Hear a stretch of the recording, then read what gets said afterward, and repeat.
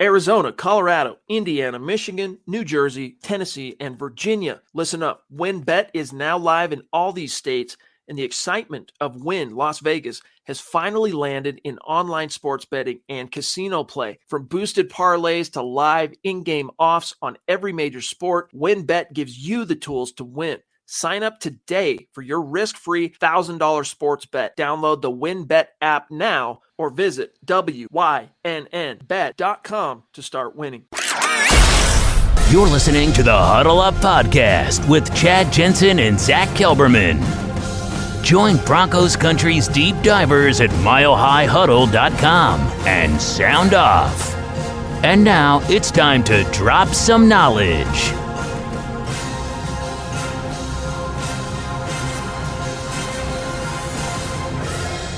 And we're locked and loaded, so welcome in, everybody. It is the Huddle Up Podcast, presented, as always, by Mile High Huddle, powered by Blue Wire Podcasts, and I am your host, Chad Jensen. With me, my fellow football priest and the deputy editor of milehighhuddle.com, Zack Kelberman. Zack, I thought it was interesting. This isn't like breaking news, but I titled tonight's stream around it, what Shelby Harris had to say kind of in defense of Teddy Bridgewater. Now, it's really the only player, unless I've missed something like on Twitter or something, you know, they've only made two other guys available to the media since the infamous Olay play. But I want to ask you, after I read this, is this indicative, you think, of the overall mindset of the team, his teammates in the locker room? Or do you think this is like an outlier where you've got a PR guy in his ear saying, we need something uplifting about Teddy? Here's what he said, quote, Shelby Harris on his thoughts on Teddy and the fumble and all that stuff. Quote, I believe there's a lot of opportunities to go out there and make plays. You can't just sit there and try to point the finger at one person. Football is the ultimate team game. And then Darius Slay also just made a play. You can't just sit there, point the finger at Teddy like Teddy's supposed to just stop everything. I'm with my quarterback. I'm going to ride with him. Close quote. Was that like a hostage remark, or do you think that's how he really feels? I think it's a little of both. Obviously, if they coach Draymond Jones to start his statement by saying, I, Draymond Jones, they're going to probably get to Shelby Harris as well. And if they're putting him out there in front of the media, that's intentional considering the bad press they're getting from Teddy. I don't think, though, Shelby is one to talk about making plays considering he's kind of checked out after getting his paycheck, Chad. He hasn't been the same Shelby Harris this year, minus a sack or two and a deflection or two. Of course, though, what else is a teammate going to say? I mean, really publicly, they're not going to come out and say, Teddy quit on us, we hate Teddy Bridgewater, he should have got the fumble. They're going to still be good teammates. They're going to still, toe the company line. But I'm sure those in the PR department, I'm sure Patrick Smythe or one of his, minions talk to Shelby Harris. Listen up, Broncos country. TickPick should be your first choice to buy football tickets because they save fans money by never charging any service fees ever. TickPick is the exclusive ticketing partner for the Huddle Up Podcast and the Blue Wire Network. Denver Broncos football is finally back, and there's no need to exhaust yourself searching all over the internet to find Broncos tickets anymore, because TickPick, that's TickPick, is the original no-fee ticket site and the only one you'll ever need as your go-to for all NFL tickets. TickPick got rid of all those awful service fees that the other ticket sites charge, which lets them guarantee the best prices on all of their NFL tickets. Don't believe it? If you can find better prices for the same seats on another ticket site, TickPick will give you 110% of the difference in the purchase price. That's right, guys. When we were searching for tickets for the MHH meet and greet for Week 3 at home, Broncos versus Jets, TickPick had us locked down. So visit tickpick.com/huddle today and use the promo code HUDDLE to save $10 on your first order of Broncos tickets. I don't know, man. On one hand, I know that, and we've seen it by just the way people have talked about Teddy around the building. By people, I mean players, that he really has made an impression on his teammates just in terms of the leader that he is. He's always been known as a strong leader. But I can't help but wonder whether a play like that, especially when laid bare, Zach, it's one thing when it's wham bam, right? And guys probably miss it in the heat of the moment, most of them anyway. But in the film breakdown and in the team meeting, like we heard so much about from Teddy about, yeah, coach singled me out here, coach singled me out there, like constantly. How much that maybe magnified the situation of what it might have cost him with his teammates. He says his teammates had come up and talked to him. He didn't want to give specifics, Teddy. But if I'm on that team, I probably still don't, it probably hasn't affected my overall view on Teddy based on what my interactions have been. But I'm now kind of, I don't know, maybe a little more skeptical. Maybe I'm eyeing him with a little bit more of a suspicious kind of lens. See, it didn't really alter my perception of Teddy. It just kind of confirmed my perception about him. And it's just kind of the guy that he is. He's kind of just a lackadaisical guy who walks around with a slower pace, kind of in a malaise, and he plays that way as well. There's no real urgency from Teddy Bridgewater. And if you watch other quarterbacks around the NFL, some get super fired up, whether they're old guys or young guys. They just have that passion. That is not to be found with Mr. Teddy B. But I would highly recommend anyone who doesn't already, every Wednesday, the NFL.com YouTube channel puts out a mic'd up compilation of all the mic'd up moments from the week. The Broncos it was Justin Simmons that was mic'd up this week for Denver, and they actually showed the sideline after the Teddy Bridgewater non-effort and the fumble run back, and they were completely shell-shocked. Not really an indictment so much on Teddy himself, but the way the game changed on a dime and how avoidable that was. If he just would have thrown a shoulder in there, just get involved in the play, try to slow him down. Even if Slay would have made it back and Teddy would have tried, that's one thing. But when he doesn't even go near him, when he completely backs away, it just shows you, it kind of peels back the onion of who Teddy is. And at its core, I don't think it's too delectable. Hey, I'm a big Onion fan. I find them very I am as well, but I don't like onions. They don't do anything for me. Christian, hey, welcome in, brother. It is a Thursday, as is tradition. It's our Mile High Mailbag. We are your football priests each and every week. Well, I guess each and every day we're here to offer you the absolution and answers to your burning Broncos questions. And, on Thursday nights, though, we really try to be as democratic as possible.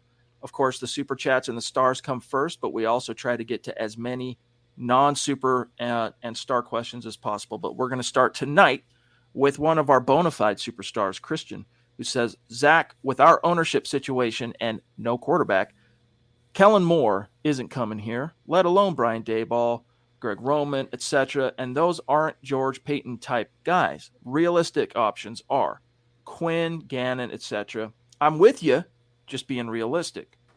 What do you think is a George Payton type guy, Zach? That was kind of what I was thinking there, Christian. How do you know what a George Payton type guy is? This is his first rodeo as the general manager in the NFL, and we don't, any of us, myself, Chad included, know what George Payton is thinking or where he's leaning.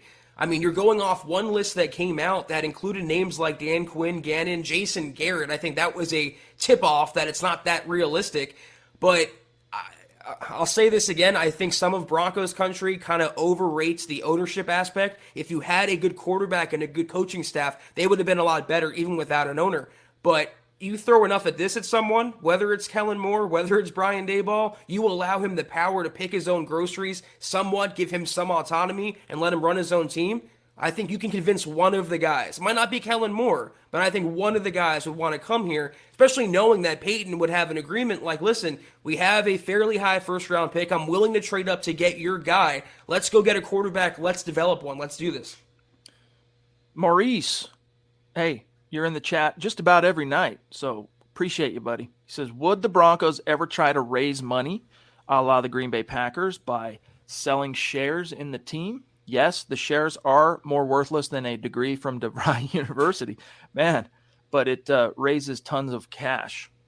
I don't know, because it's a different ownership situation, right? The way I'm not going to pretend to be an expert on how the ownership stakes and shares are divvied out, but the trope being that the fans own the Green Bay Packers, right? But I guess you could sell shares of any you can go through the process of valuation and creating shares and then divvying them out based on what the valuation of your corporation was. I don't know that that would ever be something that the Broncos would really need to do. I mean, there have been times, Zach, where we've heard in the post-Bolin era, they've been a little bit cash strapped, right? Because there's a difference between cash and salary cap. But I haven't heard anything, Zach, that would indicate it's some kind of desperate scenario where they would need to suddenly liquidate pieces of the team for any purpose. Yeah, I'm not a big stock guy, but I think the thing is with the Packers, they're a publicly traded commodity, whereas that's not really the case for any other team around the league. And there's a reason why it's only a one-off scenario, and 31 other teams have it structured differently. The Broncos are too much of a legacy franchise. They're worth too much right now, and to Pat Bolin's credit, he built them to this net worth. I don't think it's going to go that route. They'll find an owner relatively soon. Here's one from Colin Wood that says, hey, ho, ho, Fangio has got to go. It's pretty good. It was almost a Ramones song, almost. George Fox, what's good?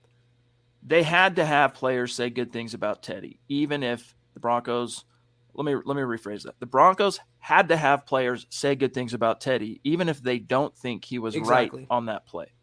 Yeah, I mean, if you want – you know what? Let me just show you real quick. This is the tonality with which – Shelby Harris made his comment real quick. I believe, there's a lot of other opportunities to go out there and make plays. You can't just sit there and try to point the finger at one person. Football's the ultimate team game, and then Slay also just made a play. You can't just sit there and point the finger at Teddy like Teddy is just supposed to just stop everything. So I'm with my quarterback, and I'm going to ride with him. I don't know. It kind of strikes me, to be frank, Zach, as a guy who didn't probably give all that much thought to it, and then was asked. Right. That happened to be his first question off from the media, and it's he's at home. It's a virtual presser because the Broncos have kind of gone into lockdown mode because of the uptick in cases in Colorado, and you're going into holiday season with Thanksgiving next week and whatnot. So they're kind of battening down the hatches just in an abundance of caution. So to me, it sounded like a dude chilling on the couch in his undies, right, in a sweatshirt, going, all right, camera's on, internet connection's good, go. First question. And he's like, well, I don't think he'd given it all that much thought, but at the same time, his answer was his answer. For now, he supports Teddy. That's more of Shelby Harris than I wanted to imagine, Chad. It just seemed like also that he was sitting there as you laid out, and he got a text from the Broncos PR staff, and they're like, listen, you're going to do a presser right now. Be prepared to talk about Teddy Bridgewater. Yeah. It just seemed like he was doing it with no real sincerity. It was very emotionless, and he was saying just cliches and relative player speak. Also, I don't read too much into it. It just occurred to me. We heard about how Teddy was called out in team meeting on Monday, right? The day after the game, because Teddy was made available later that afternoon. But Shelby was at home. So was this team meeting, you think, a virtual team meeting? Now I wonder. I don't know this. I'll have to maybe talk to some people, check with some sources. But Miguel, what's going on, big dog? He says, what's up from New Mexico? I think that play sealed his fate for next year. Maybe. We don't know what a George Payton guy is per se on the relative to coaching, but Teddy is a George Payton guy for what it's worth. But even George has two eyes, and he can kind of see. It's a status quo. It's a tread water type of quarterback, and there's no dynamic component. There's no threat. There's nothing there, bro. It's it's like in the piece I wrote today, Zach, in the column. We knew what Teddy was when he came here, and that is a competent veteran stopgap.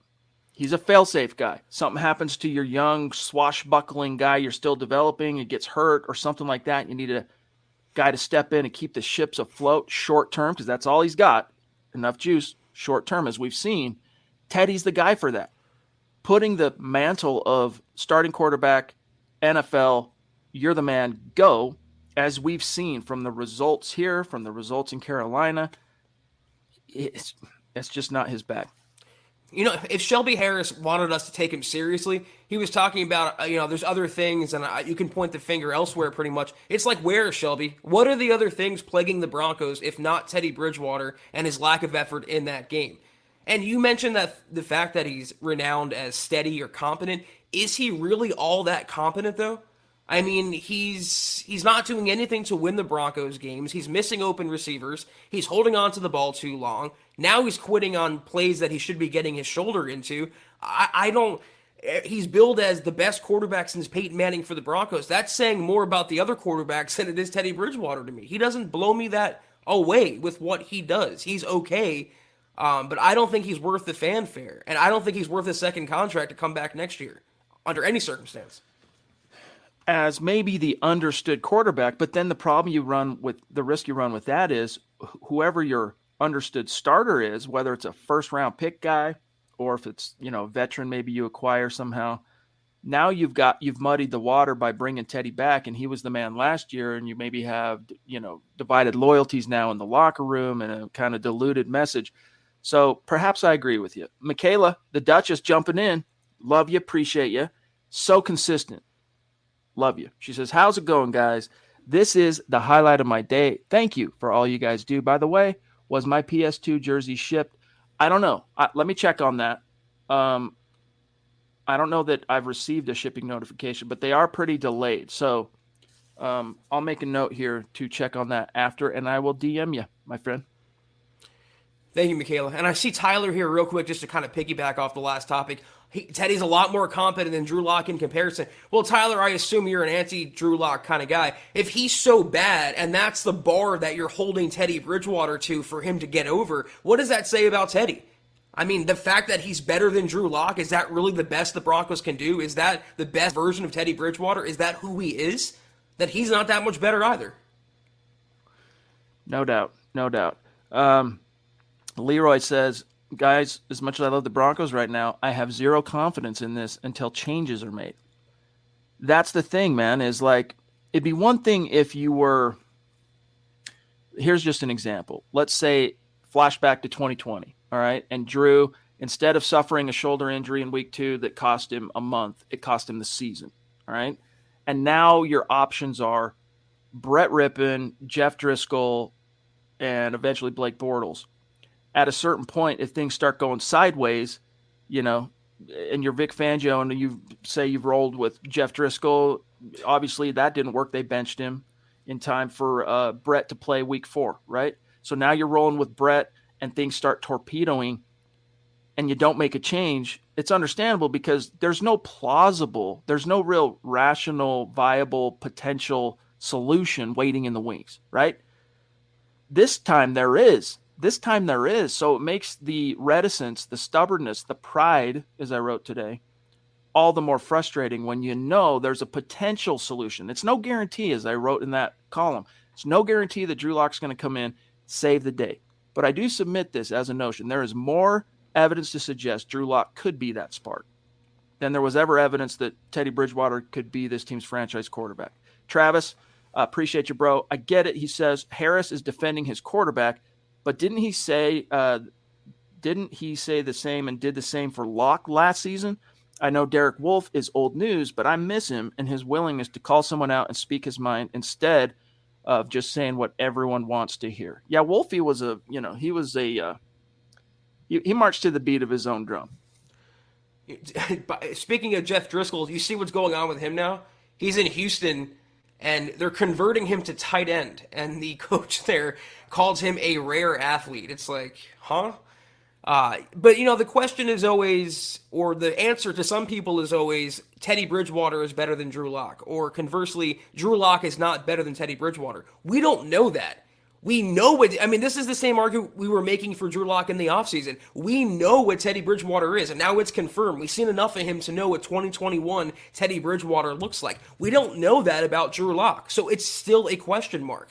And part of the reason why some of us want Drew Lock to start so much is just to finally answer that question. And if the answer is no, if he's not the guy, at least we know that and we can close the page on that or the book on that going forward. We can pretty much do that, though, with Teddy as a long-term kind of guy. Here's one from Willie. Good to see you, Willie. Longtime superstar. He says, Teddy has been a bum all year, though. No real shock. And then he's got the Drew Lock emoji, the trinity of Lock emojis. I don't know that I would call him a bum, guys. Like, I'm not feeling Teddy right now, but a bum, I got to pick a little bit of a nit on that. And, Zach, when we were there, for example, week 3, as I've said many times on this podcast, I spent a lot of that game in person just kind of like monitoring Teddy how he left the field each series, how he interacted with his players on the side or his teammates on the sideline and things like that. And as you heard me say many times, guys, I was overall impressed by Teddy. So, then that 4-game losing streak hit. Who knows how much that concussion and subsequent being banged up had to do with him just torpedoing, but it's basically been downhill from there, Zach, with the one reprieve of the Dallas game.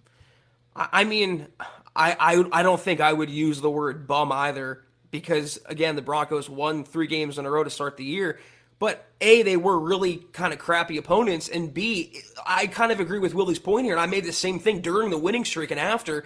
He didn't play all that excellent during that winning streak. There were flaws in his game as well, and even we were there for that game, Chad. One of the bad trends to Teddy that no one seems to talk about is the amount of hospital balls that he throws in a given game. He got KJ Hamler knocked out for the season because of just that. So there have always been holes in Teddy Bridgewater's boat, but it was covered up by a winning streak, and that was a mirage because the Broncos have shown themselves to be a pretender.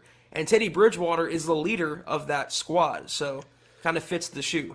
The irony, too, is that, he was billed as, from Fangio, I'm erring on the side of the higher floor as opposed to the higher ceiling. He didn't say it exactly that way, but, you can interpret reading between the lines. During the 4-game month of suck, how many times did Teddy Bridgewater turn it over? I'll tell you, 6 times, 5 picks and 1 lost fumble. Now, to me, that's not very good results when it comes to minimizing turnover, risk, all that stuff. Dave from Georgia, another bona fide superstar, says whirlwind week for me. Yes, I've heard, dude. I don't want to not betray, but I don't want to say what's going on in your life if you haven't already on a public stage. But just know, really stoked for you. Pretty cool what you've discovered. It says, glad I could make the pod tonight. # Broncos country. # football priest. Very cool. Very cool. And this is one of the benefits we get, Zach, from being connected with our community members on social media. And in Dave's case, I learned about this on Facebook. I don't know the exact situation, but I assume it's a positive thing. So congrats if it is, Dave. We appreciate you so much. And let us know after the fact. Share with the class, if you will, what's going on. Juero Vidal, newer name. Welcome. Thank you. Connect on Twitter. He says, Shelby did a good job of not looking off camera at the gun point when he made that statement. Yeah, that's like what you said the other night on Draymond. Blink if you're okay. Locke's gonna go on to be good somewhere else. Maybe. We'll see. I don't know, man. It's usually when a team moves off of the guy that they had kind of moved forward for a year or 2, 3, whatever it might be, as the future franchise guy, and they move off that guy for someone as lackluster as Teddy Bridgewater, it's a pretty big red flag for all NFL teams as it relates to Drew Lock. But the thing that, again, needs to be kept in mind here, Zach, is in the case of Drew, there are some extenuating circumstances that have mitigated this and turned it into an outlier. For example, if this was year 2, if Teddy Bridgewater arrives in 2020 instead of, say, Jeff Driscoll, all right? Drew Lock finished 2019 4-1 as a starter. He was the high round draft pick the team traded up to get. Is there any way he's pitted in an open competition with Teddy Bridgewater that summer? Probably not. Because not just because of the momentum factor, Zach, but because Vic was relatively still safe and comfortable in his position. But then you fast forward here, that decision was made in a vacuum. The vacuum being self-serving, self-preservation, do whatever I can to maximize my odds of the offense just not losing it for me. My defense will go out there and win games as long as my offense isn't quarterbacked by someone who's going to lose games for me. And that mindset, it's self-serving. It's the same type, Zach, of the playing not to lose philosophy. Exactly. And it almost always blows up in that coach's face. So I don't blame Drew, because we saw how he played in the training camp. We saw how he played in the preseason when given his chance with the ones. He balled out. He showed progress. He took the steps the team basically told him he needed to take. It wasn't enough, not because Teddy outplayed him, but because Vic had an agenda. It's exactly what I was going to say. And you have a head coach in Vic Fangio. That's his whole mindset of approaching football, not just on offense or defense. It's the entire team. That's his whole mindset, is playing not to lose. And that trickles down. That's why you have an offensive coordinator who plays not to lose or coaches not to lose, and a quarterback who plays not to lose. It's a mindset that Vic Fangio instilled. I agree with everything that you said there about the entire situation, but let me just add that when you have quarterbacks like Blake Bortles still getting shots and Brian Hoyer that are still getting paychecks around the NFL, I guarantee you Drew Lock will get a second chance. Maybe not as a starter, maybe he'll be a number 2 guy, but he'll be in another system. And whether he fails or succeeds, I'm intrigued, to say the least, of what he can do outside the Broncos' clutches away from Pat Shurmur. Claude, what's going on, big dog? He says, I just wanted to say hello and give y'all a big thank you for being the highlight of this season. Keep up the great work. Very kind. Love you. Comments like this, comments like what Michaela said, it really means a lot to us. Broncos Country, don't forget to like, share, and if you can, become a supporter. Best $5 a month you can spend. We did not pay this man. Also, on a high note, we didn't lose this week. Go Broncos. That's true. And yes, guys, if you want to become a supporter of MHH, help keep the lights on, you can become a Facebook supporter. Easy to do. You go to our Facebook page, facebook.com/Mile High Huddle. At the very top's a blue button that says become a supporter. Click that. As Claude mentions, $5 a month. And yes, it supports us. All right. But it also, you get a little something in return, including Kelberman's Corner every Sunday. Right now, the streams are the halftime reaction streams. All right, this Sunday, obviously, notwithstanding, because he'll still be streaming, I'm sure, but it won't be obviously at halftime, no game. Plus the Trickle Zone every Monday at 1 p.m. We had to skip it this week because Eric's dealing still with some stuff that's construction around his house right now, and then Broncos Book Club kicking back up again. So some premium podcast content for our supporters. Clado, what's good, brother? Okay, let's say we clean house. Do we re-sign Teddy to a fat 1-year deal? I don't think so. Even if we do it to, quote, hide our hand, it doesn't change the fact that everyone and their mother knows we're getting a quarterback. Interesting. What are your thoughts, Zach? Well, I mean, if you sign a quarterback to a 1-year deal, it's pretty much showing your hand that he's not a long-term guy just on that alone. And anyone that has a somewhat of a brain can see that Teddy's not a long-term guy. That's why he's been a journeyman. That's why he's bounced around. I think regardless, he's going to get George Paton as his guy at the quarterback position. I wouldn't want the Broncos to invest too much, but really, it's subjective. What's fat for Teddy? Is it $20 million a year, $25 million a year? What would be skinny in this sense? $10 million a year? I would be okay maybe if I knew they were drafting a guy in the first or second round, whatever, $15 a year for 1 year. But beyond that, he's a Jag. And when you really boil it down, if you're going to get a first-round quarterback, you want just a placeholder veteran, he is a Jag. You can get another Jag around the market for a cheaper price and kind of move off the vibes that Teddy's bringing in the season. All right. Let me see here. Let me see if we can... GLP, what's going on, Gary?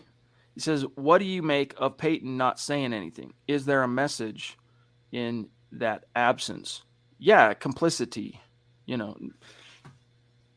Again, I don't think this is anything to call into question his long-term viability as the right guy at the helm. I just think that, he has the power, ostensibly, to step in and force the hand on certain things, including coaching firings, personnel, playing time issues. So, in other words, you want Tom McMahon gone because he's just not cutting it, but B, every game, it's a third phase faux pas.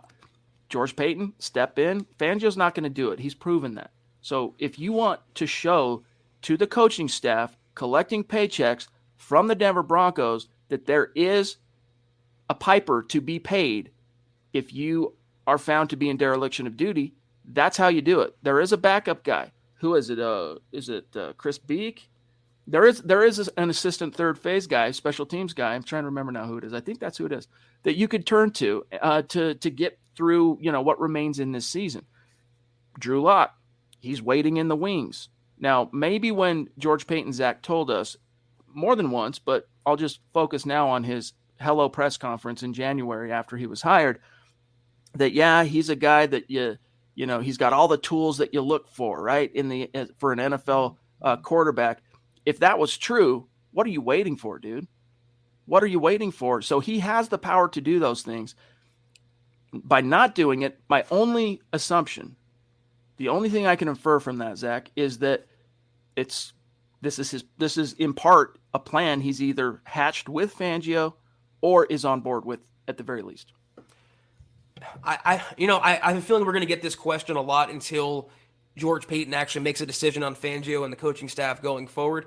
I think he's playing it the right way, though. I think he's playing the long game, and that's the way to go about it. When your team is still kind of technically in the mix, and you have a coach kind of coaching for his job, and everything is still being kind of held together until it fully implodes, I think it's, he's letting Vic Fangio sink or swim and Teddy Bridgewater sink or swim on their own volition and not getting involved.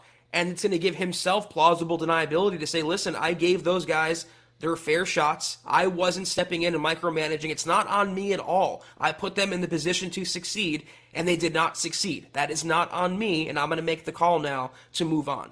It's going to happen after the season. I think you'll see a lot of mass changes. I don't see anything happening before that on a major scale. All right, here's Wyatt. Good to see you, Wyatt. He says, I know it won't happen, but what if Locke actually gets a shot and goes, say, 5-2, 4-3? Would that change anything going forward? Would the Broncos obviously keep Locke next season? If that were to happen, we know he's not getting inserted. So let's say Teddy goes down with an injury and Locke comes in and leads this team to 5-2 or 4-3 finish, something like that. And they make the playoffs. Yeah, I would say Drew Lock's coming back because you gotta go with the guy who took you to the promised land. It would probably save Fangio's job if they made the playoffs. How ironic would that be, though, Zach, if it came because the team had to turn to Drew Lock? Right, that would be crazy. I don't know, though. You never really know how the Broncos are going to handle Drew Lock. He did go 4-1 as a rookie, and they fired his OC right after the season for Pat Shurmur. So, at this point, that's looking like a long shot. I don't think the Broncos with any quarterback, are going to win 5 more games. And if Locke does that, at the very least, it'll make the Broncos look foolish for not starting him.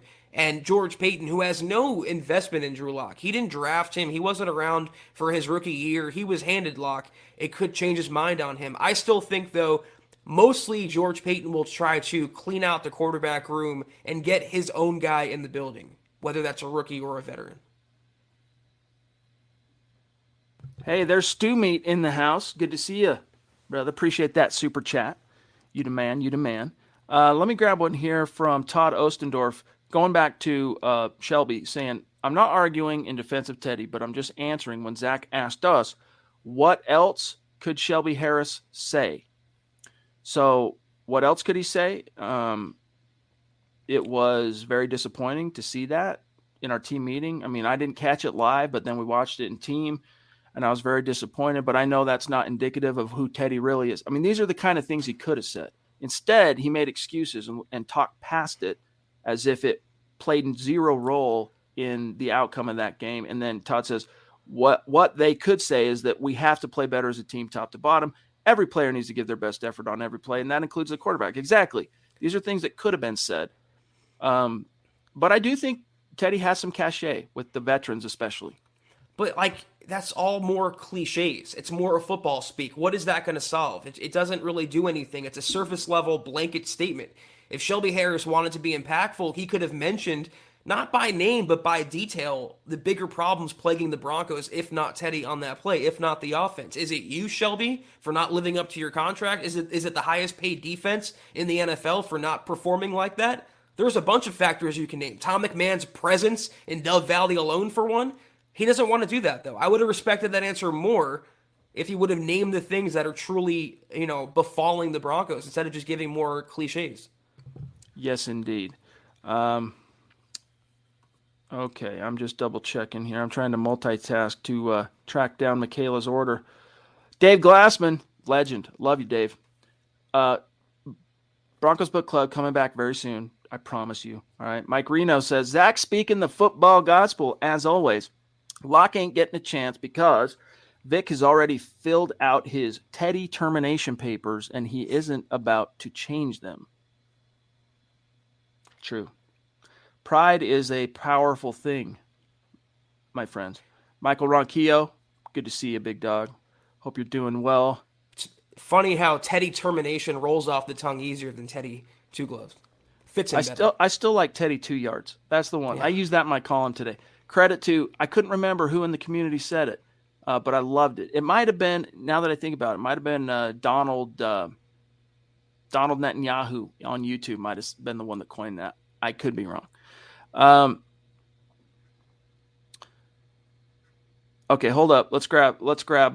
Thank you for those stars. Thank you so much. You know we love you. Bushido says, Chad got his sleuth hat on today. Getting called out in a virtual meeting is way different, and I wouldn't be surprised if it was. Everybody yawning and like, yeah, coach, you're right. Checking Instagram. Yeah, exactly. Different thing. I'm really going to dig into that. I'm curious now. Did that team meeting on Monday, because they went into, not only because it's the bye, but because they're going into kind of contingency modes, abundance of caution, virus spreading around. A lot of players been put on the list of late. I'm curious. Michaela says, am I wrong for thinking that Locke would do great in, say, Pittsburgh, Zach?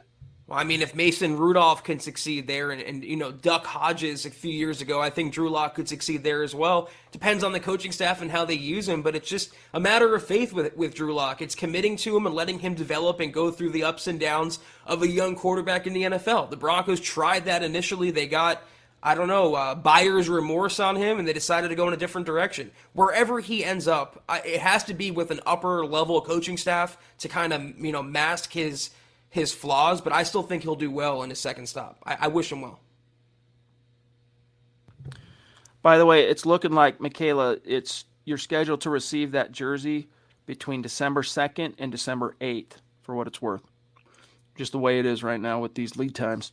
Willie, in his attempt to preserve his job, and thank you for the super chat support, bro, Vic is going to dig his own grave.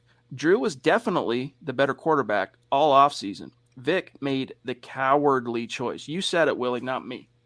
You said it, not me. I'll say it in a more PC. I'll be more of an ambassador, all right?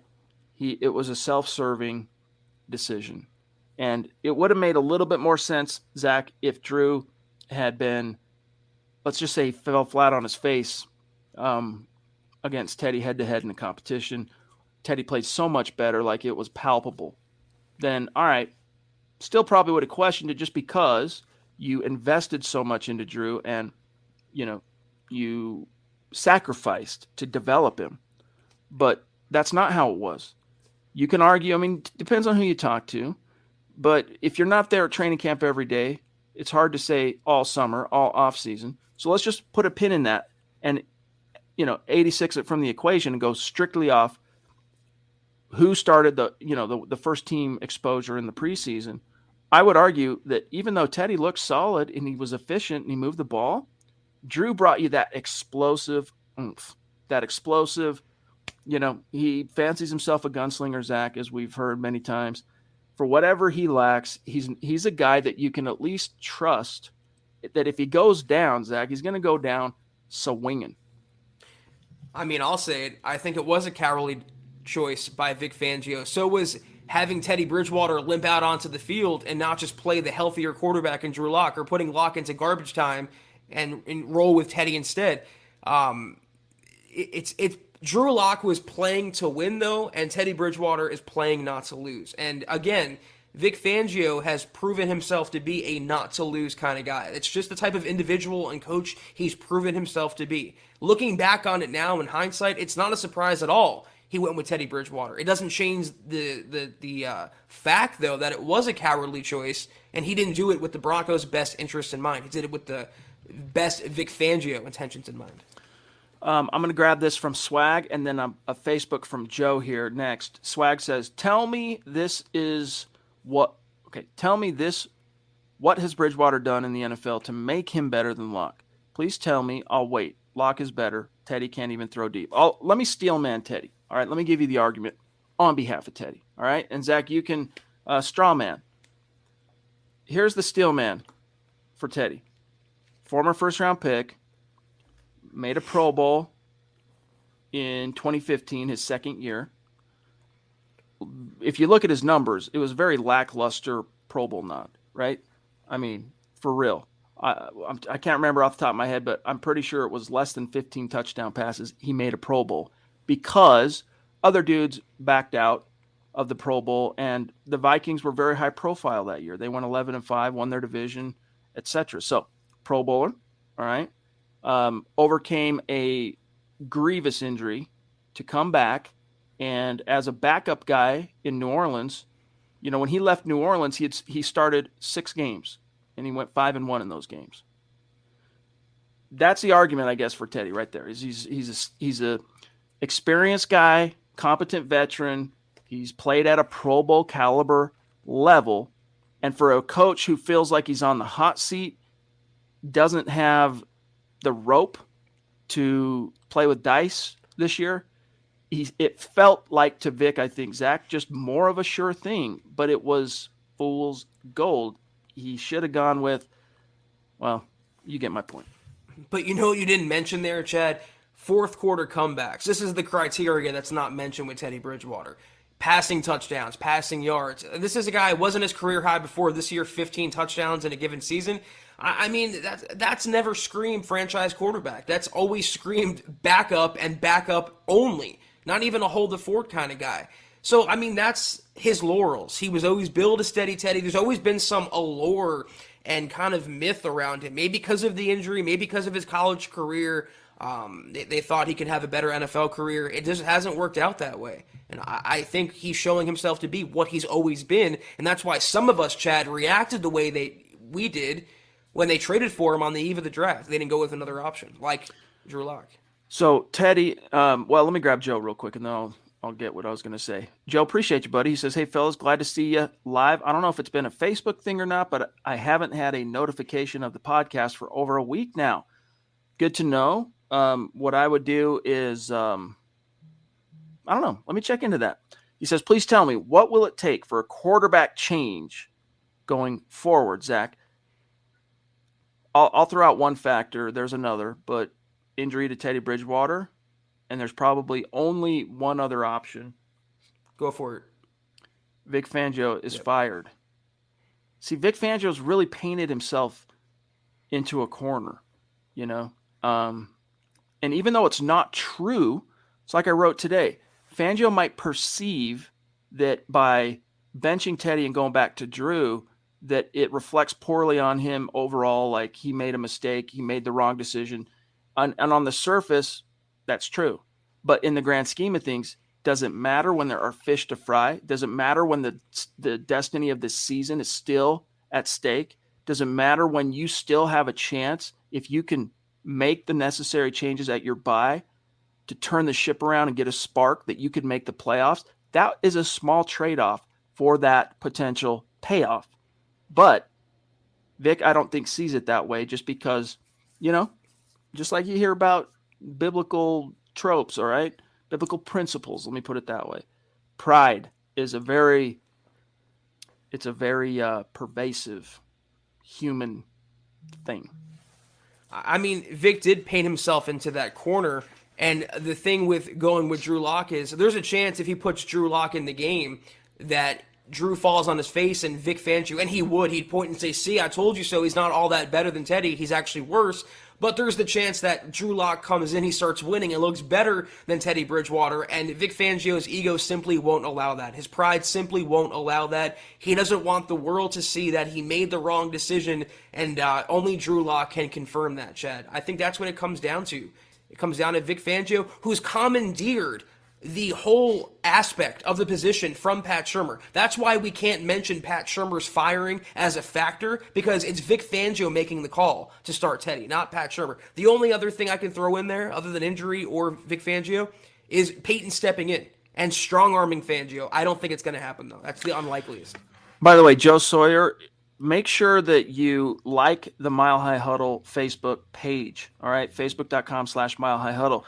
Because if you like that page, you will be, and you follow the page as well, pretty sure you'll be notified every time we go live, which is, you know, every time we do go live, We go live from our main MHH Facebook page. We go live from the Huddle Up Podcast Facebook page, and we go live from the Mile High Huddle super fan group that has like 11,000 fans in it or whatever. So if you're going from the group, if you're in the chat from the group, that might be why you're not getting notified. Make sure, head on over to the Facebook page. Make sure you're liking and following the page, and I think that'll solve it for you. Here's 727 Mil. What's good, big dog? He says, I'm here for my daily start Drew Lock. Feel ya. Willie again. Thanks, brother. He says, Willie says Teddy 2 yards regularly, didn't coin it. Okay, good to know. I don't know where it came from. I think it was Donald. I could be wrong. George says, Vic has never really liked Drew if you look back at the last 3 years. Yeah, he always kind of struggled to say anything nice about Drew, you know. At the first opportunity, you mentioned Teddy to around Vic, and he's immediately going to light up. His eyes are going to open, and the smile is going to come. He's going to be compared to Peyton Manning's of the world. He's going to be compared to Tom Brady's of the world. Like, yes, that is definitely something that is palpable, the difference. I mean, Zach, what happened on the birthday, right? What was it? Was it the day after the Cowboys win? I think that was – or no, it was Wednesday. The Wednesday after the Cowboys win. And they're like, yeah, isn't it Teddy's birthday? Or it might have been the one before. Either way, it was a Wednesday. Yeah, hey, isn't it Teddy's birthday today? Yeah. Or no, he goes, yeah, hey, mate, and it's Teddy's birthday today. So make sure you wish him a happy birthday. And then another media guy goes, isn't it also Drew Lock's birthday? Yeah, it is. You made the same exact points I was going to make. You know, Teddy can get a Peyton Manning or Tom Brady comparison. Drew Lock can't even get a happy birthday. And it's amazing. You think that Lock or Fangio would have more loyalty to Lock, considering take away Lock's 4-1 record in Fangio's rookie season, and Fangio more than likely would have been fired by now. Yep. He actually owes Drew Lock a thank you card and not all this combativeness. But again, that's how stubborn Vic is. That's why he's literally going like this on the sideline with his hands tucked. It's the posture of a stubborn old curmudgeon. He doesn't get it, you know, and he never will, is my fear. Travis says, adding and agreeing to Zach, George Paton inherited this team along with the coaching staff and has to examine what he has and what he needs to do with this first year. I know we're frustrated and hungry getting back into obscurity, but we need to be patient and let Paton orchestrate. Yeah, it's easy to say. I feel you. But that's one of those things, Travis, where after 5 years for a fan base not accustomed to losing like this, easier said than done. Where I lack the impatience, you know, hey, I'm the first guy that's going to join you on. You give me an optimistic thread, I'm going to be nodding my head right along because that's just the way I'm wired. Problem here, though, Zach, is you're not only in year 6 of potential losing season, or let's just say non-playoff season, because 2016 was not a losing season, but I digress. But you have a chance still right now to turn the ship around if you are brave enough, if you have the intestinal fortitude to make the tough decisions that could potentially be the solution. I happen to think George Paton is the best thing to happen to the Broncos this year. He's the one shining light going forward that the Broncos can boast about. And a lot of fans forget how coveted George Paton was over the years and how many general manager opportunities he turned down, and he finally took the Broncos one. They have an ace in that role, and just let him cook for one more offseason, and I promise you the results and the rewards will be there. Dennis Woods, good to see you, bro. In Michigan, definitely a hashtag state of being Mount Rushmore superstar. He says, certainly Paton hears how badly disgruntled the fans are. Do you think he considers that, at least to some degree, when making personnel decisions? Not really. No, I don't think they do. In fact, I know they really don't. Like, it takes, Zach, a pretty, we talk about a snowball rolling downhill and gaining mass as it goes. Like, that snowball has to get pretty freaking big for it to kind of break through the insulated, confines of the building itself, for the front office to go, yo, it's pretty rare. And if they do make a decision or a change based on fan outcry or whatever, they're never going to admit to it. Well, I think when George Paton took the job, and this is all my speculation, he had a plan, and he knew that Vic Fangio was around for at least one more year, and all that entailed with Vic Fangio, his quarterback, his coaching staff. And if they were to go through a losing spell as they're going through now, Vic Fangio might get those boos, and the Broncos might get those boos as they witnessed against Philadelphia. So George Paton was prepared for this. Again, I'm assuming, and he knew this would be the case with kind of a lost cause, lame duck coaching staff. I don't think it's going to influence anything. What it's going to influence is the future and who he hires to replace Fangio when he makes that call. But his decisions, and I think his plan, has been put in place for a while now. Mike Reno says, Vic's not to lose attitude will cost Vic to lose his job. What an irony. Yes, indeed. It is an irony. Let's try this one from Trevor. Bridgewater is who we thought he was, a middle-of-the-road QB that the coach is running out there because he is too prideful to do any different. Hashtag fire the special teams coach. Never going to happen. Yeah, not while Vic still haunts the roost. Willie says, I think Peyton meant it when he said he liked Denver partially because of Vic, and that actually terrifies me. Yeah, I don't think – so he made it sound like he took the job because of Vic recently, right? After the Vaughn trade. I don't believe that for a second. What I do believe is that he probably was a bit surprised at how well he's jived with Vic in terms of, sometimes personalities clash, sometimes people get along. I think they have gotten along. Like, it hasn't been a clash per se. And I think that's why when he does speak on the subject of Vic Fangio, George Paton comes off like a guy who likes the man in question. Well, they're also familiar with each other because the Vikings and the Bears, NFC North, they were, playing against each other at least twice a year. But it's also easy to fake that you like someone when you know you get to fire them after the season. So I don't really buy what George Paton is saying there. That's more GM speak to me to say, or even hint that he took this job and finally came out from under the rock in Minnesota because of Vic Fangio, of all coaches, of all people. I'm not buying that. Savage Boy Kev, pardon me, on Twitch says, why sign Teddy for another year when you have a strong young quarterback with higher upside? Well, because the current regime soured on the young guy with the higher upside. So I think the only way that changes in what would be Drew's contract year, 2022, would be if whoever the guy hired to succeed Vic as head coach comes in and not only is like, yeah, I want to roll with Drew, or I want to explore that, I think there's something there, but like makes it part of his main pitch to get in the door. Like when he shows up for his interviews, he's like, and by the way, I want Drew Lock. That's really the only thing, because Fangio and everyone under him has soured and on Lock. And the only thing we can infer at this point is we don't know for sure if Peyton has also soured. But again, by his silence, by the fact that he hasn't stepped in to change anything when the decision was made in the summer, and here we are sitting at the Bizac, we can only infer at the very least that George is okay with that. Doesn't mean he's moved on from Drew, but it does mean that, in my opinion. Like, he's like, yeah, okay. He knew symbolically what that meant if they went with Teddy instead of Drew. So I just think Drew probably needs a fresh start somewhere. Even though, Zach, if you look at this coming quarterback class, I would submit that Drew Lock is probably a superior option to any of those guys, at least at this stage, from what I've seen.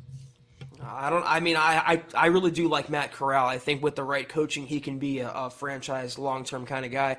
And that's where I was taking the question from Kev as well. I wasn't sure if he meant Drew Lock or if they draft a young quarterback with higher upside, because virtually anyone they pick out of the draft has higher upside than Teddy Bridgewater. But either way, George Paton now was around, regardless of the next head coach. He was around and oversaw this Broncos outfit, these Broncos players on offense at least, with a veteran holdover quarterback like Teddy. It's time, and I think he knows that, to draft his guy, or in the unlikely scenario, roll with Drew Lock and give that upside a chance. Upside over floor any day of the week. All right, let me check here. We got to get going here very, very soon. So any last burning questions, get them in. Trying to find some folks that we maybe haven't been able to get their foot in the door here tonight in the conversation. Let me grab Roy here. Roy says, you guys are right. All you hear is excuses, especially like, we've got to coach better. We need to improve. We have to play better. I'm staying with my guy. Absolutely zero accountability. Yeah, and that's one thing that gets lost in the shuffle is while Vic has never really stood up there, Zach, and said, this is my fault, it's up to me to fix it.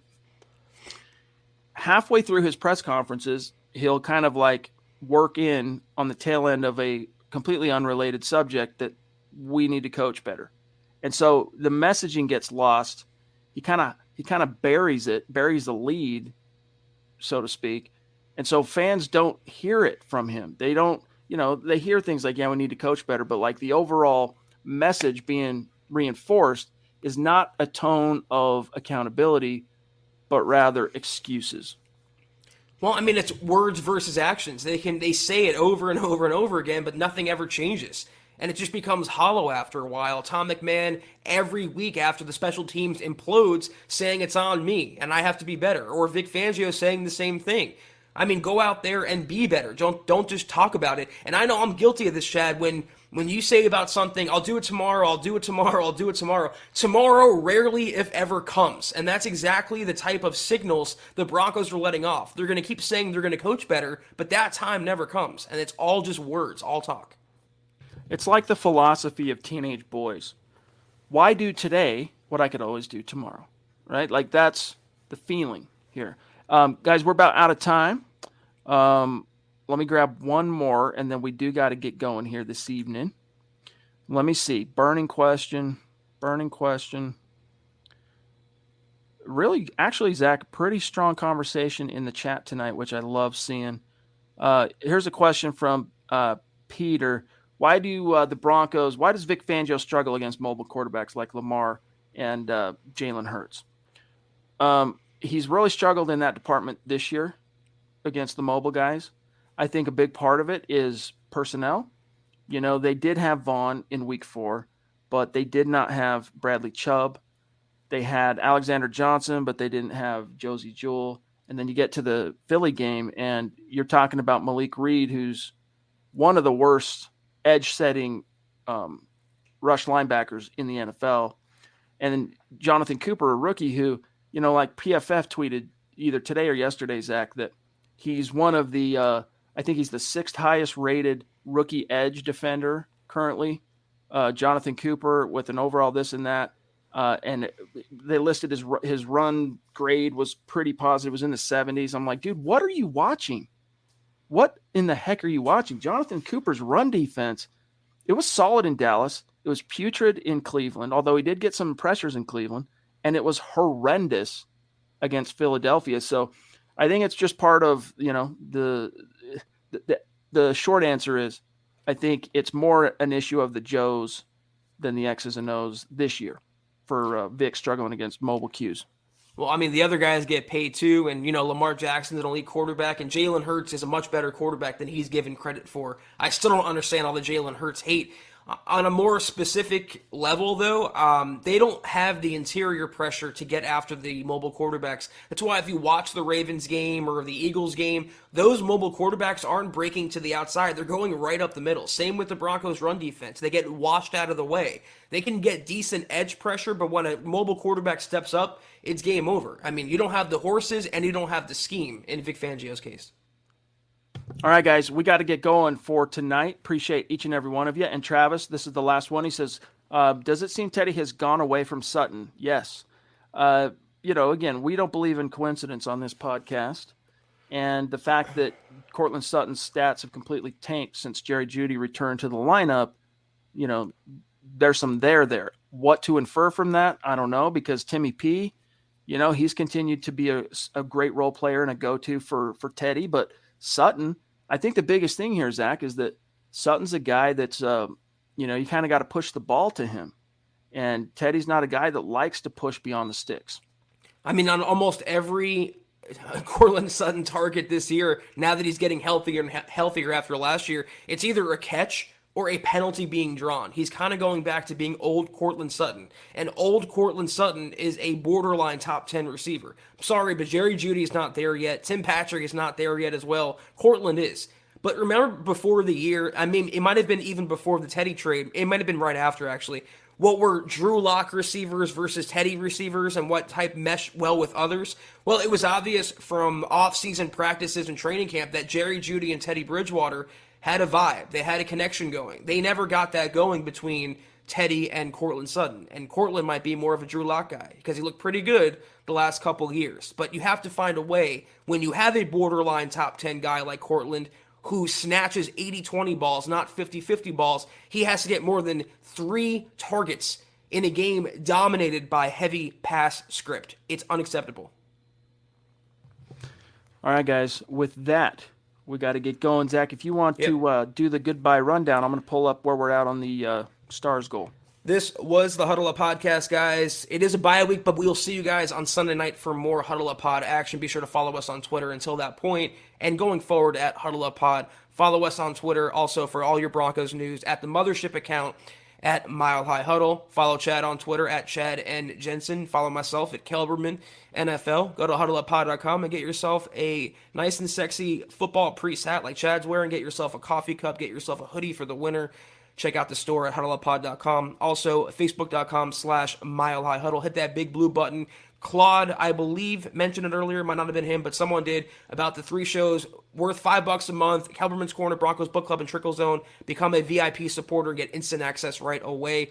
Also, facebook.com/Mile High Huddle Pod. Like that page and follow that page. And if you haven't, guys, go to Apple Podcasts and leave your football priest a 5-star review for a chance to win some swag each and every month. But do these 3 things if you haven't already. Please, guys, subscribe, like, and share this video and every video you see on the MHH channel. Helps us grow and reach more Broncos fans just like you. Guys, we say this every night, at the end of the show, that even if you're not listening to the podcast on Apple Pods, we need you to go there and give us 5-star rating. That helps us out a ton. And in so doing, we give back by including you in a raffle each month for a giveaway, whether it's a hat, a jersey, a T-shirt, a little something, something. So, guys, even if you're not listening on Apple Podcasts, if you're an Apple user, just open it up the app, find our podcast, give us a 5-star rating. Helps us out a ton. Trust. Here's where we're at, guys. We crossed the goal this morning during Broncos for Breakfast. So we are raffling off a Broncos jersey of your choice. And here's what I'm thinking. We'll do the raffle for the jersey on Facebook on Sunday during Sunday night show. And by then, instead of coming up with different things, we'll create a new goal. We'll do it. Even though we were 2-3 days late on hitting it right in the middle of the month, we'll create a new goal, something that can be manageable, but enough to kind of challenge us and make it fun, and see what we can get done by then. Let's see, 19th, 2021. So we'll have almost 10 days, 10 full days to try and hit it. So shout out to you guys. Thank you so much for the support. We love you. Here's who's in the running for that jersey with the most tickets in the hat. Remember, the jersey raffle, the only people in the running are those who contributed to the goal.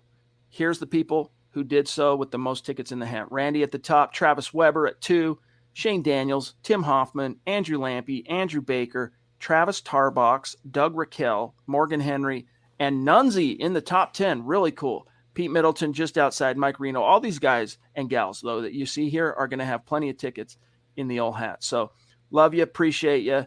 And as Zach said, we'll see you on Sunday. Take care, guys. Enjoy the weekend, and enjoy the bye week, Chad. I don't know about you, but if the Broncos would have won that game, I would have been, damn, it's the bye week. I miss Broncos football. I'm going to be happy not getting aggravated for once and cursing out Vic Fangio at my TV screen. So have a great weekend, guys. Enjoy football on Sunday. A lot of good games. Have a great weekend, Chad, as well. Ooh, I just realized we won't do the drawing Sunday. It'll have to be Monday because I'm not going to be on the show Sunday. I got a family thing for Thanksgiving that I'm a very rare moment where I'm not going to be on the show. So we'll do the raffle Monday. But anyway, as you were saying, show's back Sunday night. Guys, take care. Have a great weekend, Chad. Everyone out there. You too, bro. Take care. As always, guys, go Broncos. You've been listening to the Huddle Up Podcast. Join Broncos Country's deep divers at milehighhuddle.com to keep the conversation going.